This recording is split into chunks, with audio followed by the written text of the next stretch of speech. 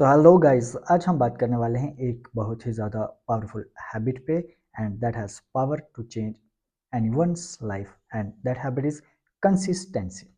ठीक है, तो आज इस विषय के बारे में हम चर्चा करेंगे, बात करने वाले हैं। अब कंसिस्टेंसी क्या चीज़ है? Doing the right work every single day even without you don't feel motivated.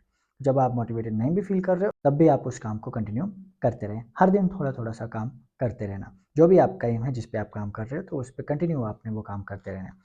ये तो वही सही बात है कि सक्सेस एक दिन में नहीं मिलती है। आपके जो छोटे-छोटे एक्शंस हैं, वो एक्शन से जुड़ के ही आपको सक्सेसफुल बनाते हैं। अब हम कुछ एग्ज़ाम्पल्स लेते हैं अपने पुराने पास्ट में से, जैसे थॉमस एडिसन थे, जो हज़ारों टाइम फेल हुए बल्ब बनाने से पहले। जब वो बल्ब इन्वेंट कर रहे थे, कई बार वो असफल रहे, अनसक्सेसफुल रहे। तो जब भी उनसे पूछा कि हाँ भई, आप इतनी बार अनसक्सेसफुल रहे, तो इसका राज क्या है? तो उन्होंने कहा कि नहीं, I have not failed, I just found thousand ways that won't work. मैं फेल नहीं हुआ, मुझे ऐसे हज़ारों तरीके मिले जो काम नहीं करते।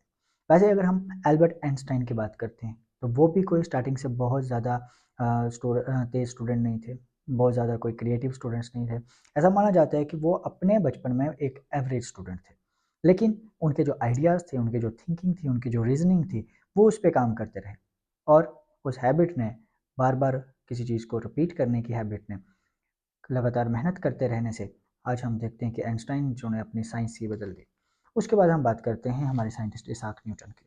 तो इसाक न्यूटन ने बहुत ज़्यादा अपना टाइम जो है वो मोशन और ग्रेविटी को समझने में निकाल दिया। One question, one idea, repeated thinking and that deep consistency change science forever. तो न्यूटन ने एक ही दिन में सारे लॉज नहीं दे दिए थे। उनको ये लॉ देते हुए काफ़ी टाइम लगा और इसके पीछे क्या थी? कंसिस्टेंसी थी। इसके पीछे क्या थी? उनकी मेहनत थी, जो उन्होंने करनी छोड़ी नहीं। वो कभी डिमोटिवेटेड नहीं हुए।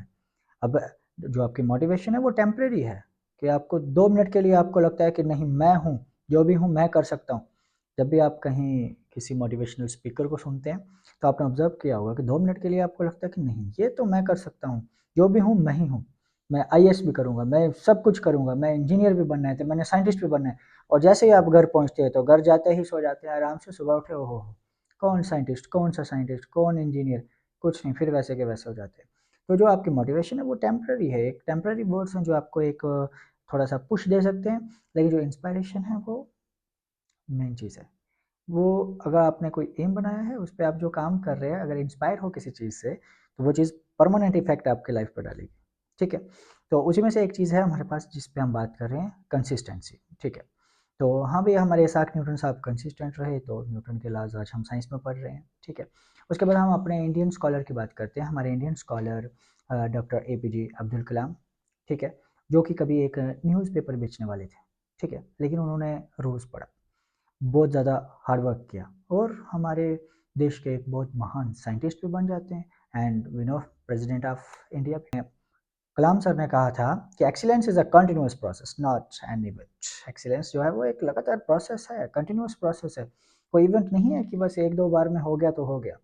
उसके बाद हम आर्यभट्ट की बात करते हैं। आर्यभट्ट तो ग्रेट इंडियन मैथमेटिशियन।